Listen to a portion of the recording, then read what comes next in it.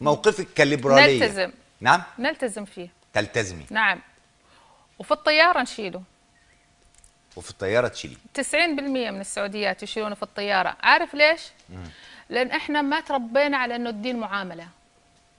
احنا تربينا على انه الدين غصب عليك حتسوي الحاجه هذه والا حيضربك رجل الهيئه في الشارع. نعم. والدليل، خليني اقول لك حاجه، احنا مش مجتمعات محافظه. نعم. نهائيا، احنا مجتمعات منغلقه، معليش، ولا احنا مجتمعات انت دينيه. بتقبلي هنا السلطه الدينيه خوفا؟ لحظه، طبعا احنا مش ملزمين، رضوخا ولا ايمانا. احنا ملزمين. بقول لك حاجه، احنا ولا توجد سلطه دينيه طبقت حقيقه السلطه الدينيه. احنا مش مسلمين بنصلي 5 فروض في اليوم. نعم. مش شرط الصلاه الوضوء. نعم. مش الشرط الطهاره. معلش، تعال تفرج على شوارعنا. تعال تفرج على شوارعنا. فين الطهاره؟ فين تطبيق الدين؟ فين تطبيق النظافه؟ معلش، مش احنا المتدينين. اليابان البوذيه هي البلد المتدين.